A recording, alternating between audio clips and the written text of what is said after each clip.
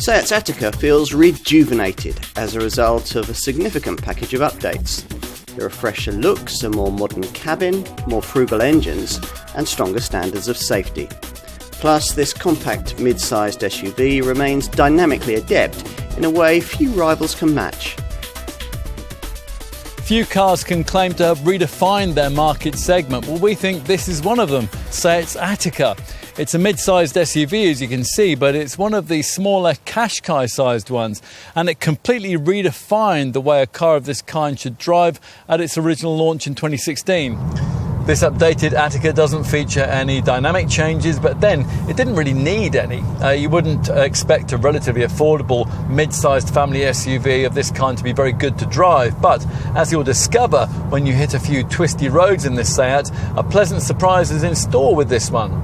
Drive at 7 or 8 tenths and there's actually pretty much no difference between the dynamic responses that you'll get from this Attica and from those of the Leon hatchback that it's based on.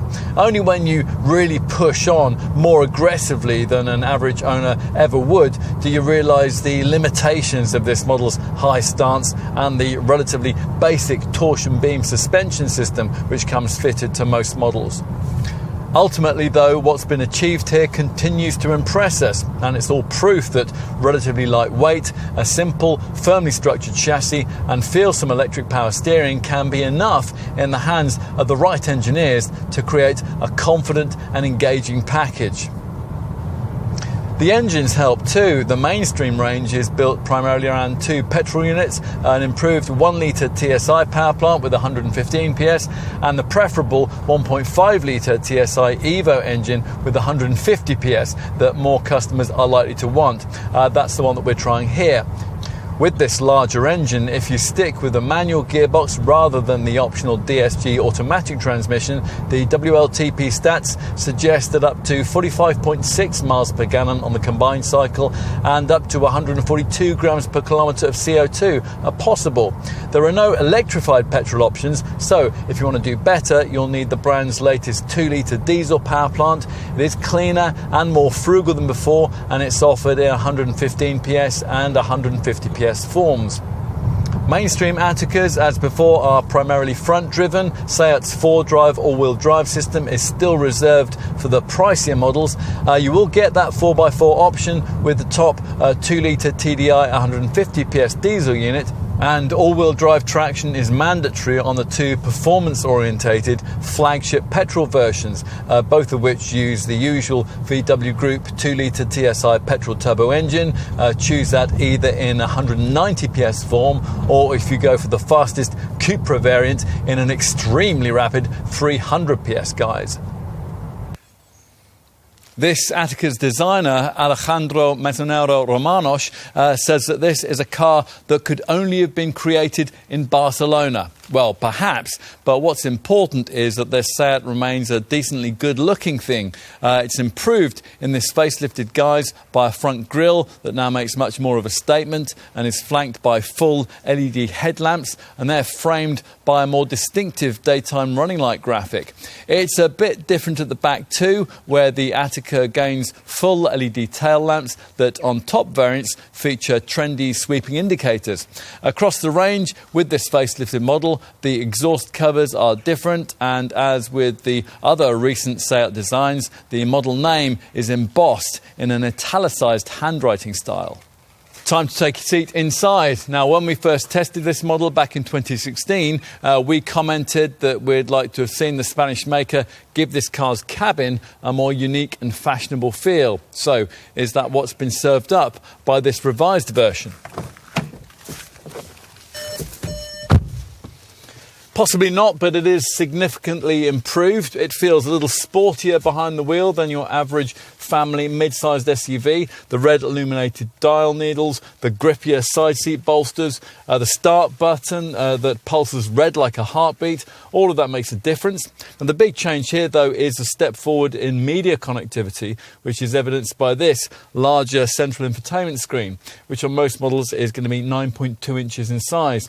The improved graphics allow users to select a split screen that will enable you to, for example, display navigation, audio and phone settings all at the same time. And key features include an embedded eSIM, which means that the Attica will never lose its connection to the digital world.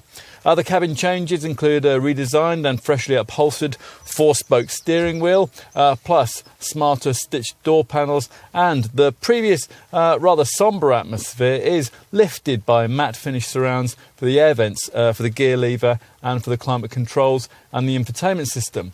The very priciest models get a 10.25-inch instrument binnacle screen, and as before, the driving position is quite commanding, and build quality seems robust too, and there's plenty of space to put things.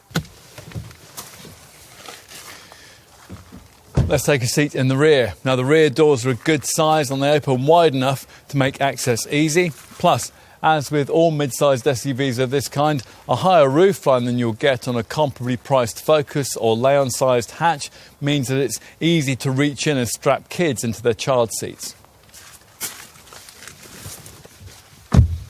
Once inside, you'll find another thing that might sell you this car over a conventional family hatch: slightly better standards of rear seat room. Now, in truth, there isn't really any more space here than you get in a Leon, but the high roofline certainly makes it feel more spacious. And the way it's all been packaged gives the impression that you could take 3 adults back here if need be, and that's something that would usually be a bit of a squash in a Focus class model.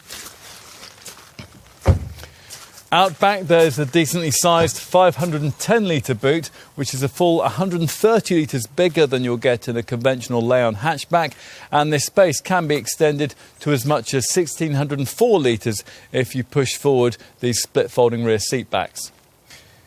If you didn't already want an Attica, then there's nothing added as part of this mid-term update that would radically reposition this car in your thinking. But if you were approaching the purchase of one of the smaller, volume brand, mid-sized SUVs with an open mind, and you tried the improved version of this SEAT, then we think you'd like what you'd found. This Attica now feels like an up-to-the-minute crossover rather than one launched half a decade ago. Now that's the object of any facelift, but not all of them achieve that goal. The engine changes are probably most significant, with greater economy and lower emissions for the base petrol and diesel units that most Attica buyers will want. But we think this car's biggest selling point will continue to be something that really hasn't been affected one jot by this update: driving dynamics. This is still that rarest of things, a car of this kind that's great to drive. Long may that continue.